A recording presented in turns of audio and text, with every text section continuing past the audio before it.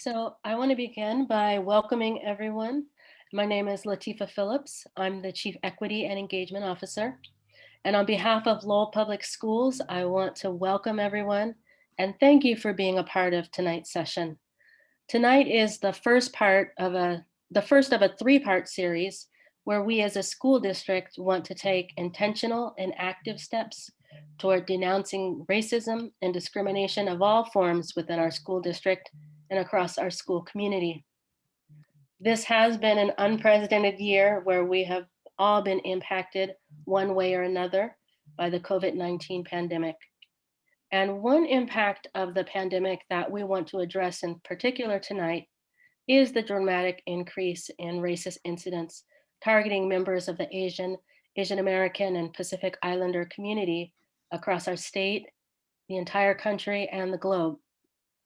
And when we see this kind of physical and verbalized violence emerging in our society and our community, it's important for all of us as community members and institutions to educate ourselves on the injustice that is occurring, reflect on what we're doing or can do to speak up for each other, and ultimately, as a community, refuse to accept hate and racism of any kind in our schools and our community. So tonight's session was developed in response to parent voices from the Khmer community, from the Cambodian community, where in a back to school orientation, some families asked about whether their children would be safe coming back to school. And they weren't referring to COVID, but rather to physical and emotional safety as relates to racism as a byproduct of COVID-19. And that's a question no family or student should have to ask or fear, especially as relates to school. And that prompted us to take these first steps to ensure that we are actively and intentionally working to provide a safe, inclusive, and respectful learning and working environment for all of our students, families, and staff. So tonight's session will be a learning session and will center around our Asian American community in Lowell. We will learn about the history of racism against Asian Americans in the United States, as well as explore the current context of racism stemming from the pandemic. And then a second session will take place in early May, where we'll have the opportunity to listen and learn from people's lived experiences here in Lowell. And then in a final session, we'll provide families with strategies and tools for talking with their children about racism and ways we can be part of anti-racist solutions. So again, we will focus on the Asian American community tonight. And in future sessions, we will continue to look closely at how racism and discrimination is impacting many of our communities here in Lowell, because we know that advancing racial justice for people of all races and ethnicities is critical to guaranteeing the safety and security of everyone. So I want to introduce our facilitator for this evening, Dr. Pitsumai Oy. She is a professor at UMass Lowell at the Center for Asian American Studies. She is a national voice, a local expert, a national expert, and we're very happy and lucky to have her here with us tonight. So Dr. Oy. Thank you so much. I'm going to share my screen, so please let me know if you can see it.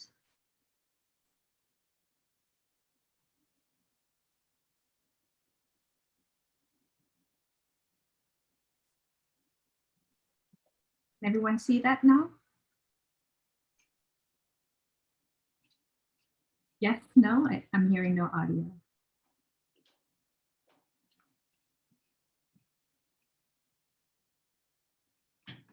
Okay, I assume that I can begin.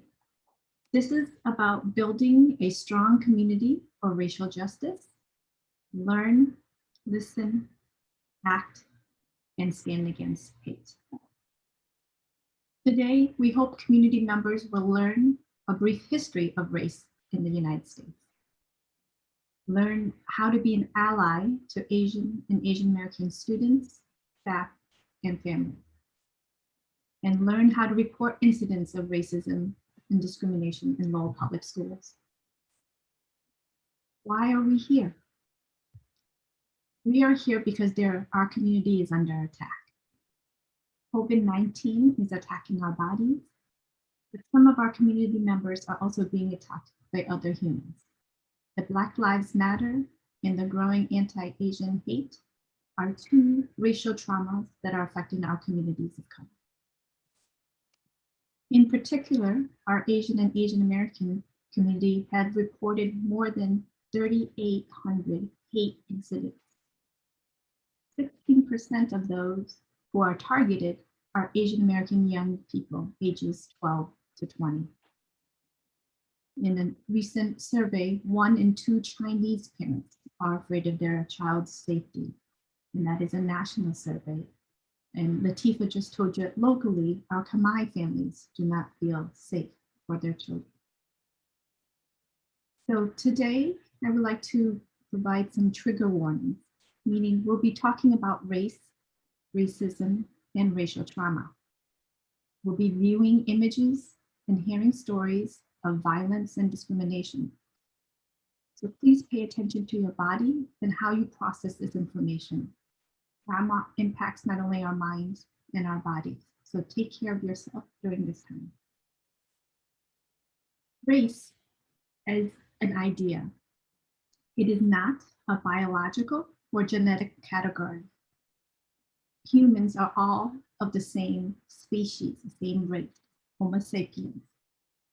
But the word race is what we call a social construct, a man-made idea used as a tool for oppression and violence. In other words, to treat people differently and badly. There are 4 I's of oppression. We can oppress people with our ideas, that's called ideological. We could oppress people by our policies and our laws, that's institutional oppression. Or we could oppress people to people, and that's interpersonal oppression. And then what happens to the victim is they do a personalized oppression, and that's called internalized oppression. To understand the hate that is going on with the United States, we need to acknowledge that the United States and the Americas was created from this concept of fascination with the Orient, the exotic Orient, the East. This dates back to 1275, when Marco Polo arrives in Shandu, China, and meets with Kublai Khan. He goes back to Italy and tells these stories of this exotic place called the Orient of the East, where there's spices, silk, rugs, and porcelain. So other people want to get these exotics. And that's when the different countries, the colonizers, started to send explorers out to the world. So in 1492, Columbus was trying to look for Cathay in the Indies for these exotics. Instead, he lands in Dominican Republic. And instead of learning about the Dominicans, he actually calls them Indians because he thinks he's arrived in India. Race was originally a word or a concept to describe families or group members. But in the 1600s, with the rise of global capitalism, the Spaniards had found Latin America and they found silver and gold, but they needed workers to mine the silver and gold. At the same time, in the 17th century, race starts to change. People are using race now to explain categories. This is the time of the Enlightenment, where we were putting plants and animals into categories, and then we start to put humans into categories. And so the categories range from in the hierarchy from good to bad. So when the English colonized Virginia, they were hoping to find their new gold in mines, but instead they found tobacco and cotton. What ends up with tobacco and cotton is you need workers. There were 2 ways that the British colonizers can get workers. It's either through enslavement or indentured servants. And so there are two distinct groups and categories. Indentured servants are contract workers. They volunteer to work off for their free passage to the new colonies. A contract has a fixed term, meaning it has a beginning and an end.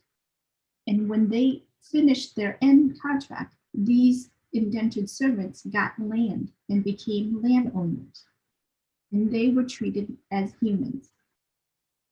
Black slaves, on the other hand, were forced to come here, and they had a lifetime term, meaning it did not begin or end with their life or their death. Their children will eventually become slaves as well to the slave owners. There is no contract, and they are not considered humans, and they had no rights. So where do the Asians fit into this as the US was developing their economy? So the NEC is gonna populate a poll, and I would like to know from the people here, when did you think the first Asian immigrants came to the Americas? Was it the 1600s, 1700s, 1800s, or 1900s? Who knows how far back the Asians are in the Americas?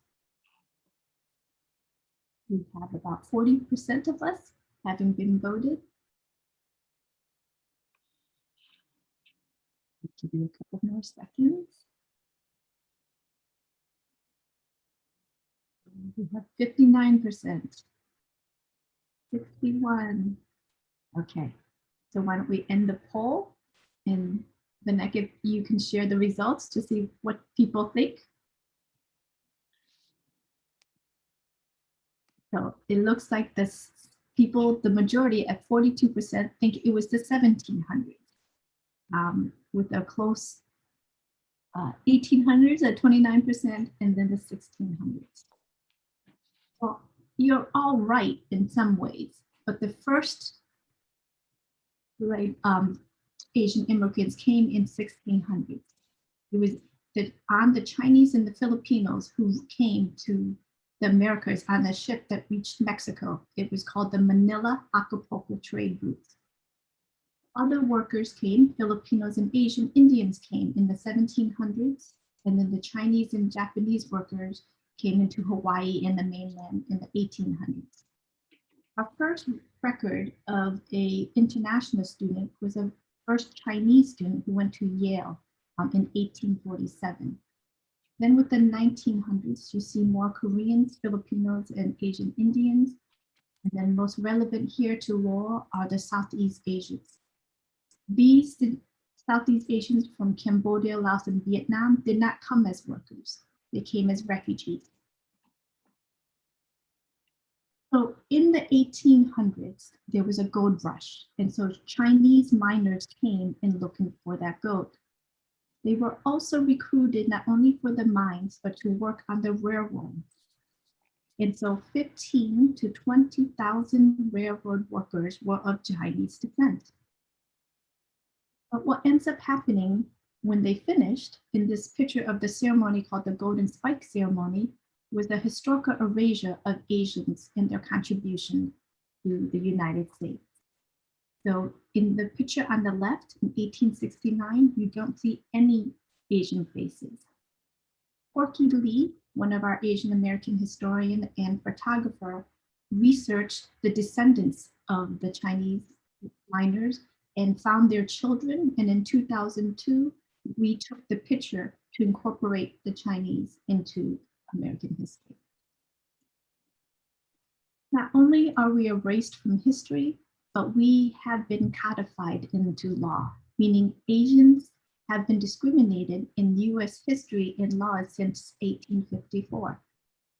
So in the case of People versus Hall, Hall was a white miner who killed a Chinese miner.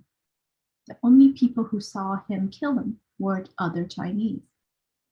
He was convicted and found guilty, but he appealed to the California Supreme Court, and he said, "You do not allow Blacks, Indians, mulattoes to testify against a white man. Why would you allow a Chinese or a Mongol.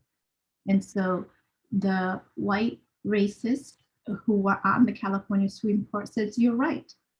They do not have the same rights as the white man. And so that was the first law that said Asians could not testify against white people. The first law, the anti-Asian immigrant law, happened in 1875.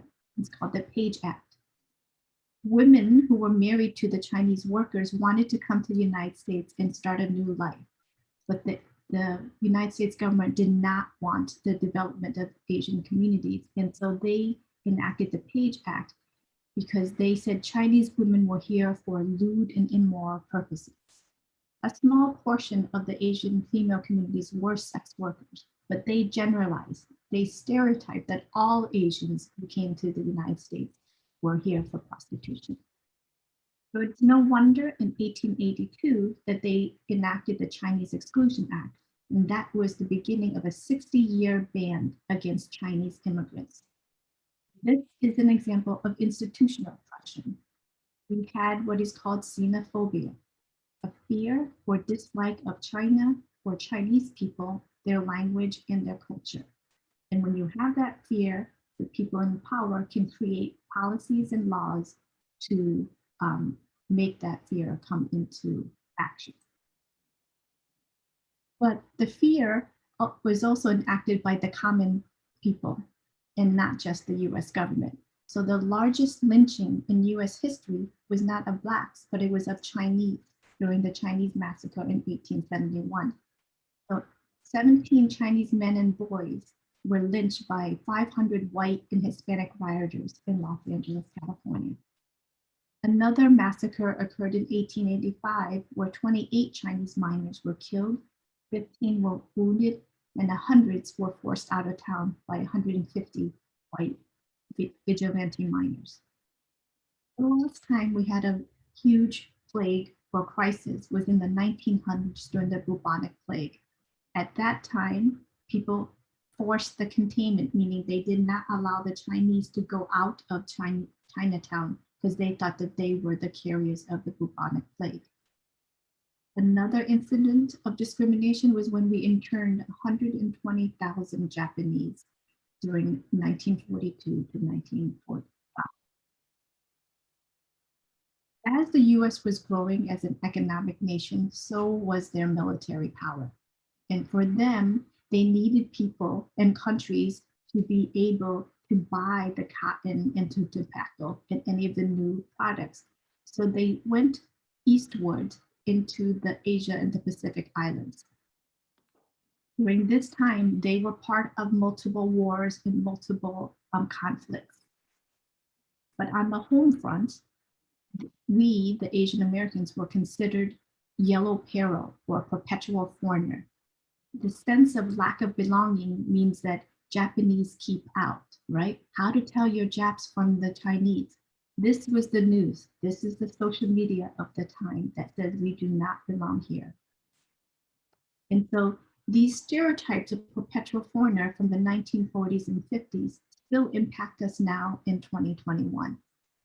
You might hear things like, they all look the same. Chinks, slanty eyes. Go back to your country. Where are you from? Why is your English so good? So it's because of you people that Americans don't have jobs, right? Chinese workers, Asian workers were recruited to get jobs.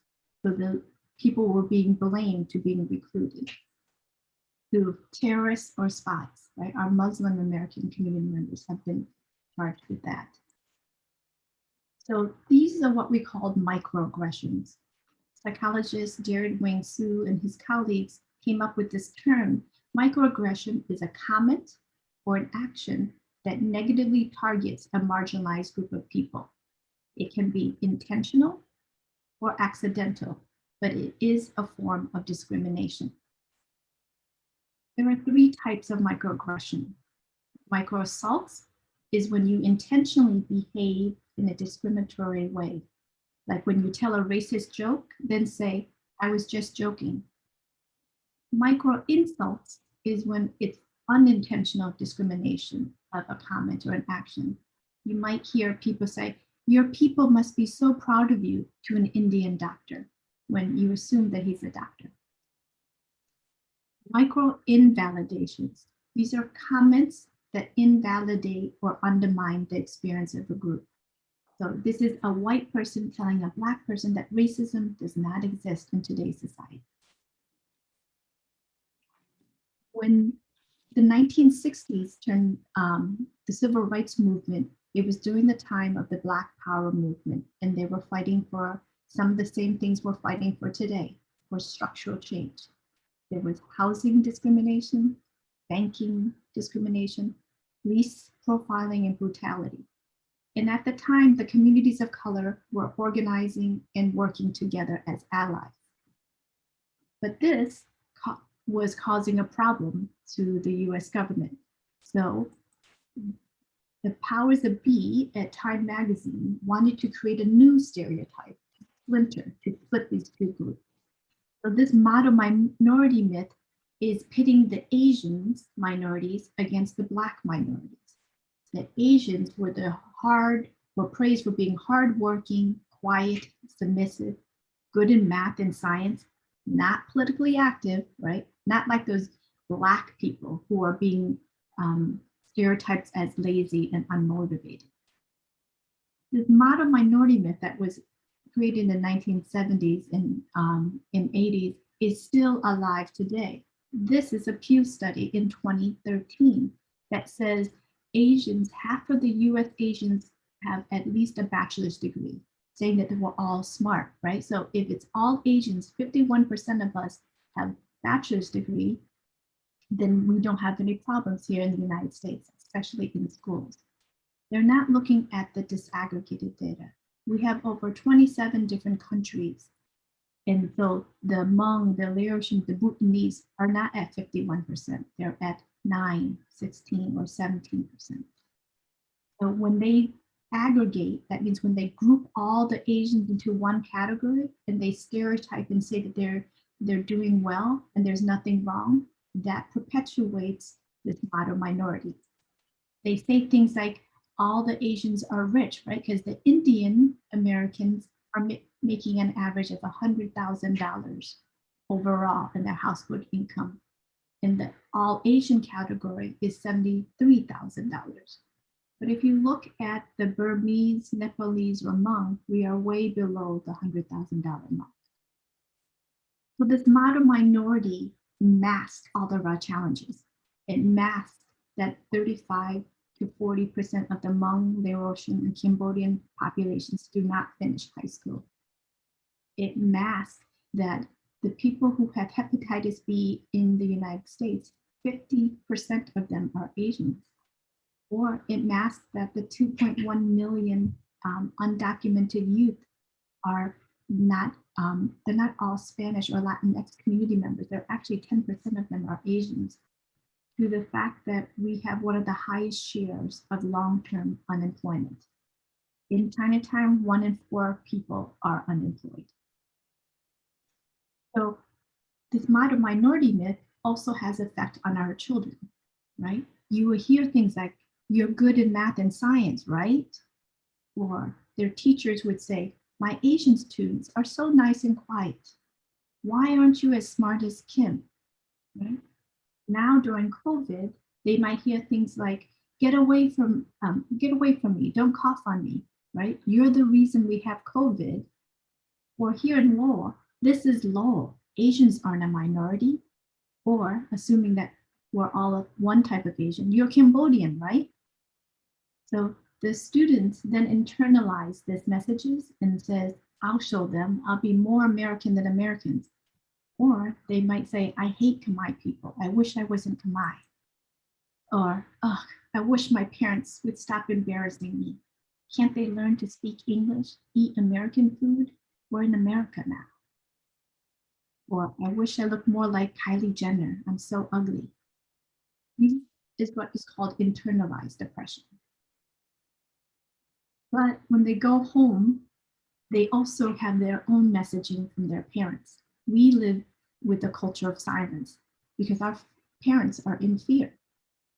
Parents might say, be careful what you say, they'll come for you. Or you shouldn't speak about our problems to other people. Don't rock the boat, keep your head down. Or I'm afraid for you. Or others would say, we have nothing to worry about compared to others. It's the other Asians that should be worried, not us. Or even questioning, what's your problem? The students will internalize and say, they never listen to me or take my side. Why can't they understand how hard it is? They sacrifice so much for me. I can't let them down. I should just be grateful to even be alive. Two, I don't want to embarrass my family or my parents. So the young people will not ask for help and won't speak out if they do experience discrimination and racism. I'm going to share a video. So please let me know if you can see this.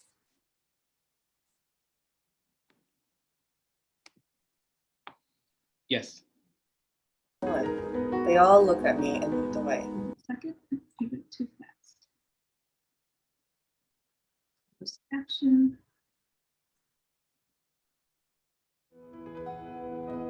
Walking to work. Older man walking towards my direction yelled effing Chinese disease and suddenly stepped near me and spat at me, hitting my coat, scarf, and face. A lot of disgusting saliva. I was walking in the park when some kids from my school started spitting on me because they said it was the only way to clean me of COVID-19. They started shoving me, and spit some more, and left. Some guys from my high school followed me home in their car. They honked very loudly at me and pulled up next to me. And when I looked up, they threw things at me from their car, pretended to cough on me and said, "Ching Chong, you have Chinese virus." Then they drove away, rolling up their windows. Colleague of 4 years, who is a bit of a bully, yells at me, "Hey, this is your fault. It's your people that brought this over," followed by demeaning laughter. My kids were at the park with their dad, who's white. An older white man pushed my 7-year-old daughter off her bike and yelled at my husband to take your hybrid kids home because they're making everyone sick. A non-white girl and her grandmother were chanting "Born in the USA" while we were all leaving the store. As they're looking at us, the girl says she is afraid of the Chinese because they have a disease, to which her grandmother says that we should all go back to China. When we parted ways to go to our own cars, the little girl was yelling "Ching Chong Chinaman" all the way to her car. A white man assaulted me by throwing his drink in my face and shouting things like they should all be banned and they're all disgusting. I was shouted and harassed by the cashier, workers, as well as the customers at the store to get out of the store. You Chinese bring the virus here and you dare asking people to keep social distance guidelines? A current graduate student posted, "There's a special place in hell for the effing Chinese in the archaic culture." Trump's description of COVID-19 as the Chinese virus is the most accurate thing he has ever said. I wish he had wiped the whole country off the planet. Group of people talking. They saw me. I was wearing a mask. One told everyone to shut up, there's one. They all looked at me and moved away. Made sure I didn't follow them. I'm posting for my dad, a 71-year-old Korean adoptee. Yesterday, he was chased out of a rural convenience store after asking to use the restroom while traveling along I-5 through California.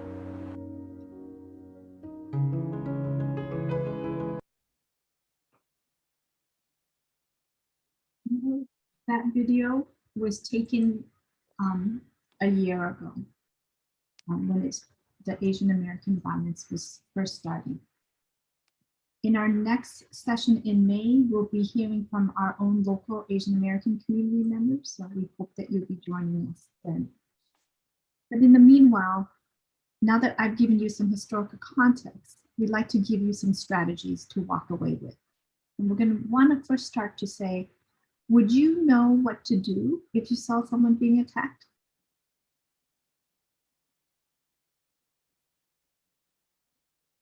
We have some people are saying yes, no, I don't know, it depends.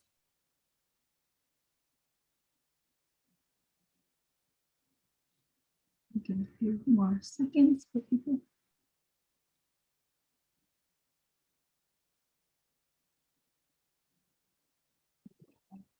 So we'll close it up. Vinette, can you share? So from the people who voted, 48% said yes, 12% said no, another 12, I don't know, and 27, it depends. So our goal is to increase the 48% more by sharing with you some strategies. So what does it mean to be an ally? If we look at the dictionary, it means as a verb to unite formally, to associate or to connect, but some mutual relationship. And so if you are an ally as a noun, you are a person who supports or cooperates with another person. We're going to share with you 8 Ds, 8 ally strategies. The first 5 comes from Hollaback and the Asian American Advancing Justice. And I created 3 more Ds because, you know, as teachers, we like alliterations to also help you. So first, we want you to stop, think, and then act. Stop what you're doing and observe what is happening. When someone is being attacked, you can notice these few features. You might see their eyes dilating. You might see their body trembling. You might notice that their skin becomes flushed or pale. And then internally, there'll be rapid heartbeat and breathing. The person is in a fight, flight, possibly freeze act. They're trying to decide what is going on. So while they're trying to decide what's going on, you need to decide, we want you to think about your safety first. Your physical safety, psychological safety, or emotional safety. We do not want you to put yourself in danger. And so only if you feel safe we want you to choose one of these 5 actions. Distract, delegate, document, delay, or direct. Distract is just that. Break the moment and take the attention away from the perpetrator and the victim. You can say, look, I think that's Superman, or that's Justin Bieber. Whatever you need to say. If you're in a supermarket, you could say, do you know where the hummus is, right? That's the type of distraction where you want the attention to break the moment. Delegate is to get help from someone else. Normally, people would call, say, can we call 911 or police? In this current state, we want you to first ask the victim because we don't know their relationship with authorities and we don't know their relationship with the police. And so in like a market basket, you can go get a cashier, a store associate, the general manager. That could be another person. Or you can delegate to someone else. If you're in the eye, you can say, I saw someone attacking another person. Can you help? Because I don't feel safe. The purpose is always first to check in with the person being attacked before you do the other Ds. The next D is document.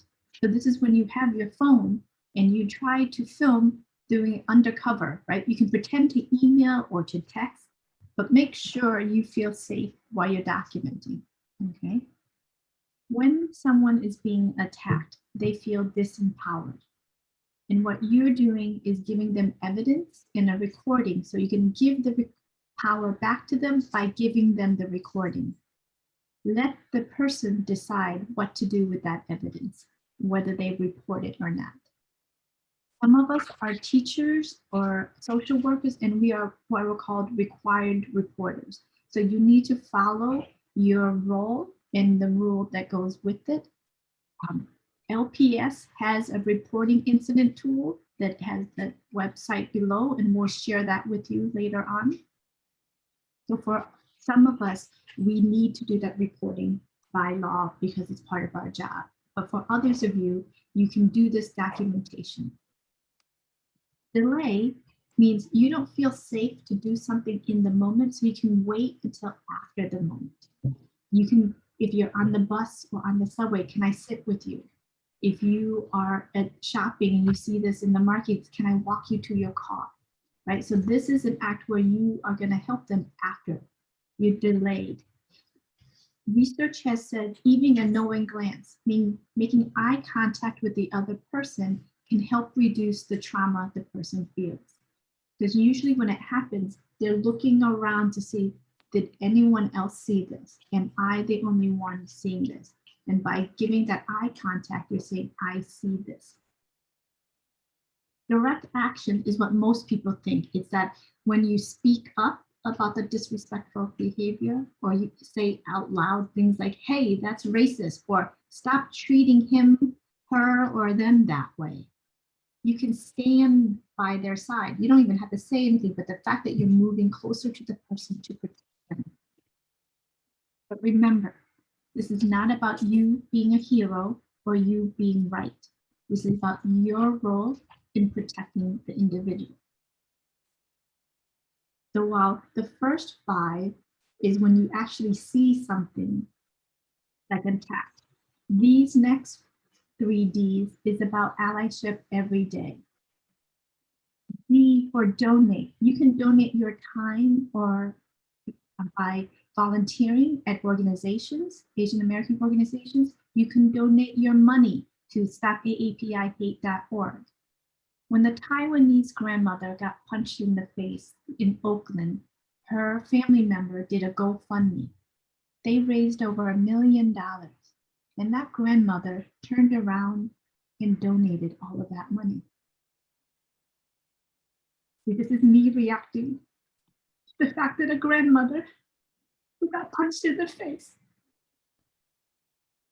she didn't keep that money.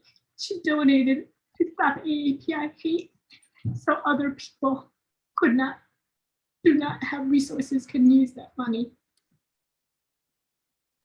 You can dine, right? You can dine at an establishment. Right now, people are facing unemployment in a lot of the Asian establishments because people are no longer going to their places.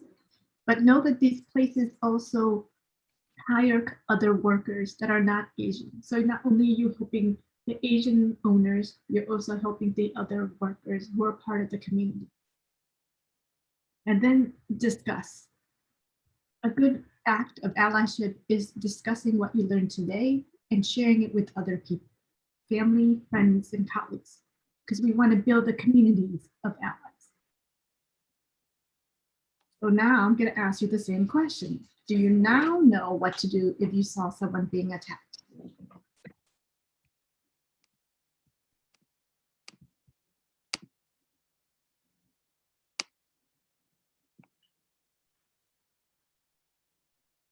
$52 people, and we're all saying yes so far. So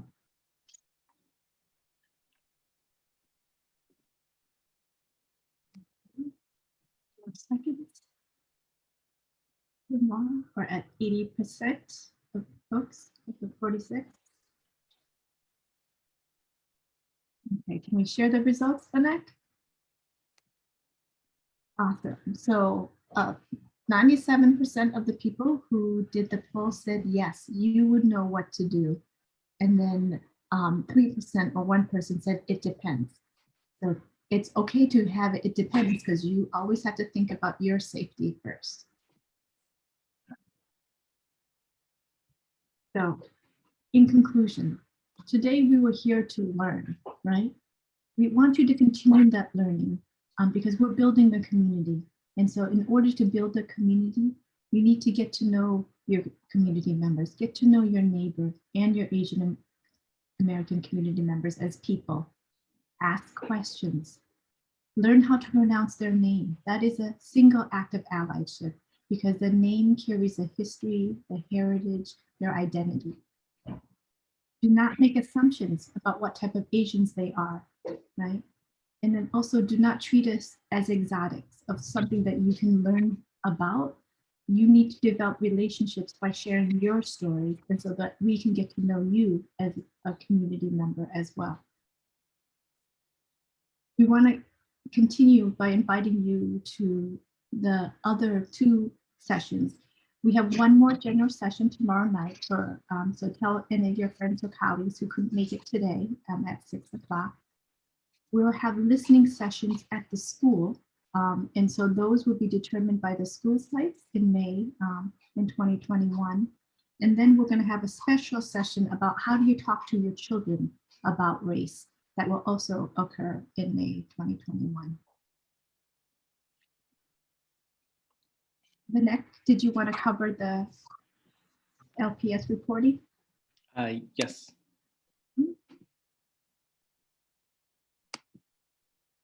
Just going to switch over. Thank you, Dr. Ray, for your presentation.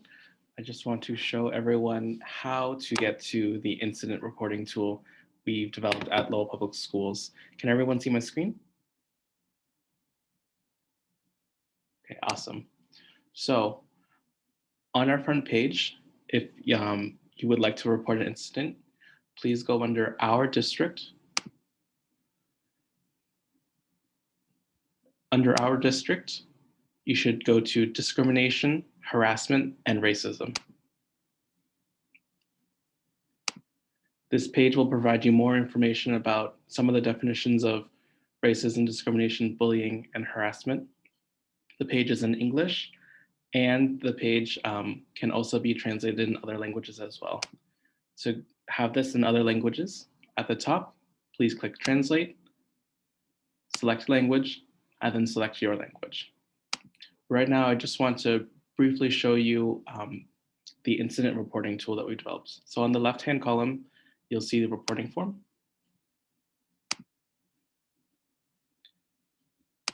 And here is where you can revisit whether what you have just seen, whether that is encompassed by one of these categories: bullying, harassment, discrimination, or racism. Please note that we are working on having this form translated in other languages as well. And if you need help filling out this form, please connect with a staff member at your school, or you can connect with one of the family liaisons here.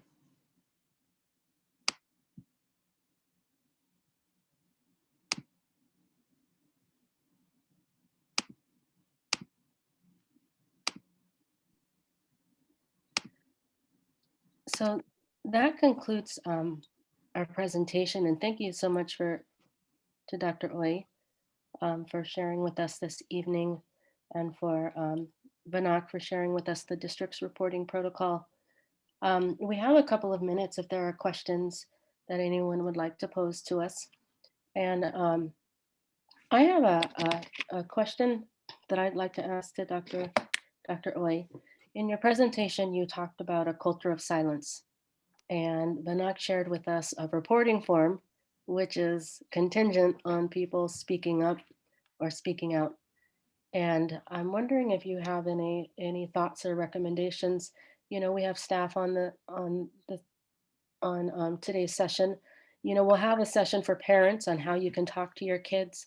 But do you have any thoughts on how we can approach a culture of silence, you know, with our students or in our schools? Thank you for the question. I think it's going to vary by the family's history, right? So if we have some of our refugees who have past history, so PTSD, post-traumatic stress disorder, where they fear that when they speak up, that they will be penalized or that it will be used against them, then that's where the resistance comes from, right? And so it will have to be, I think, in cooperation with places where they trust. So right now, it depends on their past relationships with schools and their understanding of their role of schools as a place to report these issues. Because what happens if some of the harassment or discrimination is done by some of the staff members or the administration, so they wouldn't feel comfortable to reporting it at the school, right? If it's a general public, they may not feel comfortable in reporting it to the police. And so I wonder if we could work with community-based organizations or religious organizations that they feel safe in going to. And so that might be one way, is like, instead of doing a singular reporting, it might be more in groups to say, so have you experienced this? And so I'm using much more of a smaller group setting to say, And that's what we're hoping to do with our listening session, right? Having family members come and talk about that. Other ways is to work through the community leaders, right? Like we have like Reverend Kokole of our Burmese communities, or Sovanable at CMAA, or like any of our community leaders who they might be the good person to be a conduit to record some of these things. And then for the youth, it's like the youth organization, Teen Block, Youth Tech, those are the places where it might be youth workers, might be the person who helped collect that information. And also some of the teachers are trusted allies for some of their students. And so is there a way for them to protect their confidentiality and anonymity so that they don't have to put a name to it? And so because of the fact is of this past history, it's like when you speak out, they've taken you away and put you in concentration camps, or they put you away into a seminar camp. That's where the reticence is from our Asian American parents, and that's a generational difference. Whereas the younger ones, they are much more likely to, but they fear the retribution if it's happening in the school. Then Michelle mentioned like further harassment. What happens if you see them every day, right? So if we see this harasser who goes to our local bodega or corner market, and we see them walking the streets. So if we get caught, like snitching, right? Then they could find us and follow us home. And so there's that safety factor that I think that is getting in the way, where they're feeling unsafe. So we don't know if this is the correct way of collecting that information. Mm-hmm. No, thank you for sharing that. And you know, I see a comment here about having to build trust, right? And I think that's critical, that's central, and really speaks to the ongoing work that this can't just be a one-shot session, right? This is a session where we're learning and growing and understanding, but the question is, how do we build that trust and you know, continue to deepen our knowledge and just relationships. There was a question about how can I bring this session to my school? Contact us, contact Latifa Burnett, and then they'll be in contact with me, and then we'll arrange a time so that we can share this with the schools, individual schools. Yeah, definitely. And what we've been doing is starting at a central level where we can have a broad outreach, but as people hear and want you know, sessions at their schools, we're happy to try to accommodate that.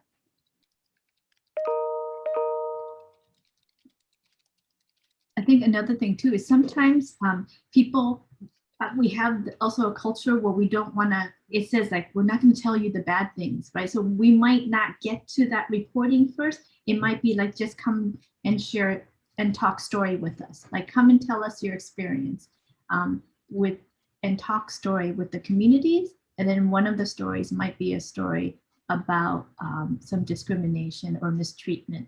But I think for some community members, that might not be the first story and the first interaction they want to have with authorities. So this is a 3-part series, as I mentioned at the beginning.